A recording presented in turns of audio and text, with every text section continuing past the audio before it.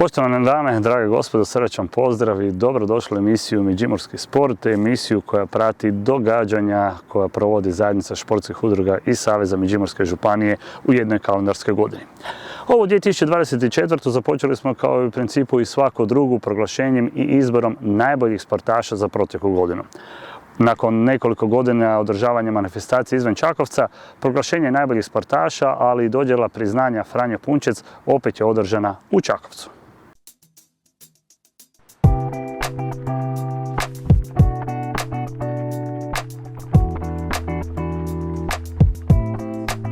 Dobro nam došli.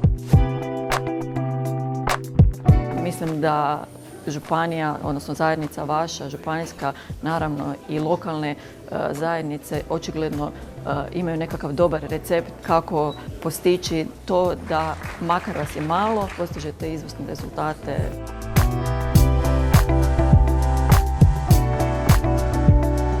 Rezultate koje su vaši sportaši postižu kako na državnoj razini, tako i na prvenstvima i svjetskim i evropskim i nekakvim kupovima koji se odvijaju izvan granica Republike Hrvatske, mislim da govore sami za sebe.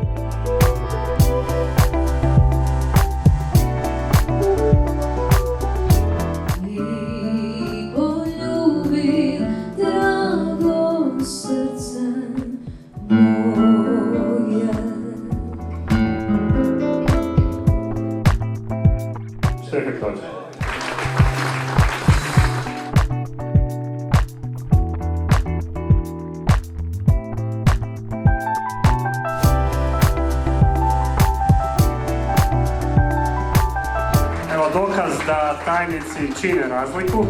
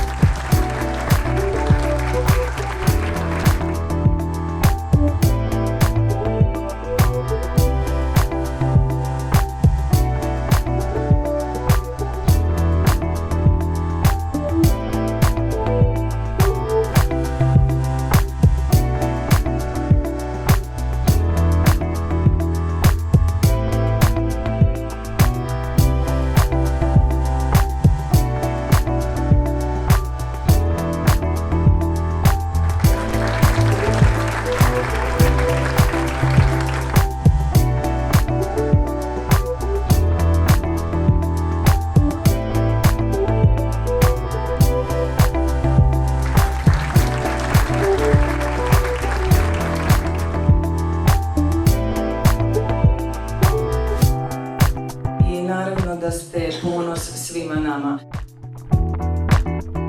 Ovaj broj sportaša koji se danas ovdje okupio govori sam za sebe. Želim vam puno sreće, puno hrabrosti, puno snage, da imate bistar da imate snažno tijelo i čvrstu i snažnu energiju da ostvarujete rezultate i da pronosite glas vašeg grada i cijelog Međimurja. Idem tamo gdje je sve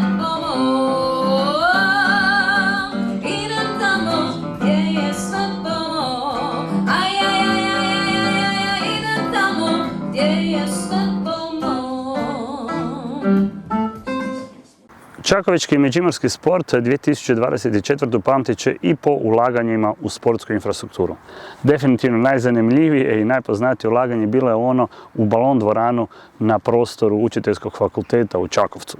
Riječ je o balon dvorani koji su zajednički odradili, napravili i podigli Učiteljski fakultet, Gimnastički klub Marijan Zadravec-Macan, grad Čakovec i Međimurska županija.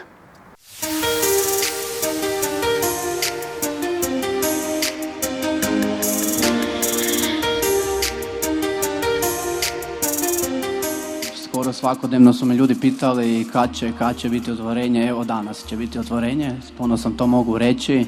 Nadam se da će u ove prostore zakoračiti neki budući olimpijac, da s ponosom možemo reći da se cijeli projekt isplatio. Ta dvorana će sigurno biti značajan doprinos dvoranskom sportu, odnosno kapacitetima dvorana. Znamo da je gotovo sav sport uglavnom dvoranski, tako da Čakovečki klub, a samim tim je Međimurski, imati veliku mogućnost za napredovanje u svim sportskim disciplinama. Naravno da sam danas, kao i svi naši sportaši, sretan zbog ovog objekta.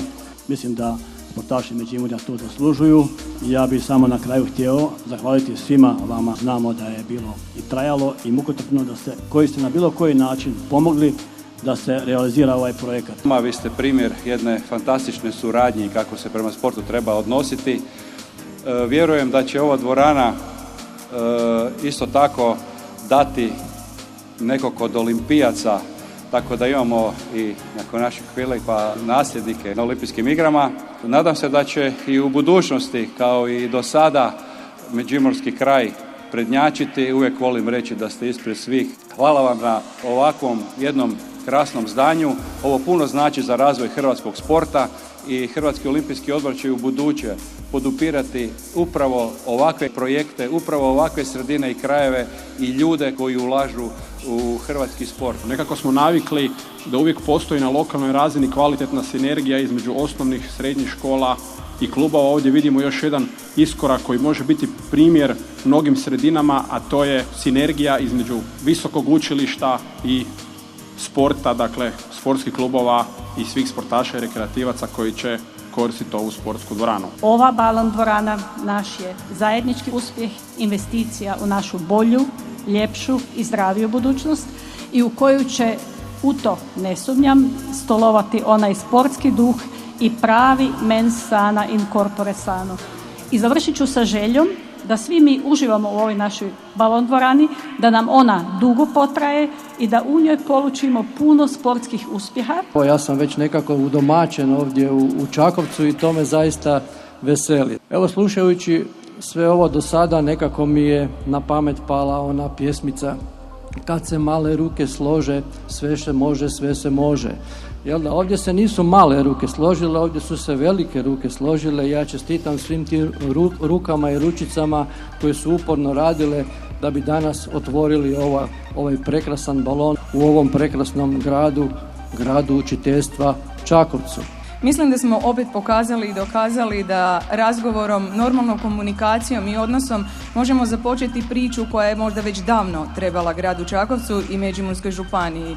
Grad Čakovec bio je samo mali kotačić zajedno s Međimurskom županijom koji su pomogli, mogu reći, dvojici entuzijasta u gimnastičkom klubu i naravno ljudi koji su se već često puta danas spominjali, a to su Mario i Željko koji su toliko puta s toliko volje našli načina kako i zašto dalje. Kako? Bilo je mnogo pitanja, ali zašto znamo. Zbog ovog što imamo danas i zbog onog što slijedi i nakon toga.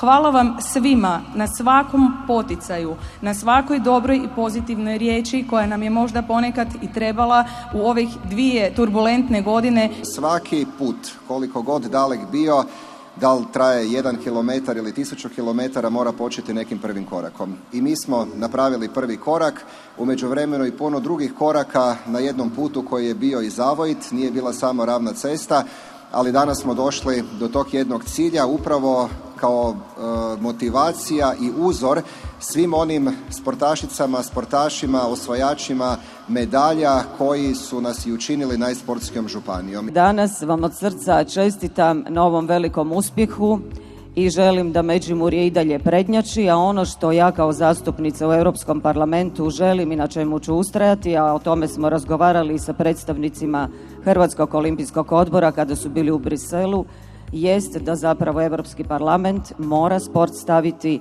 na višu razinu.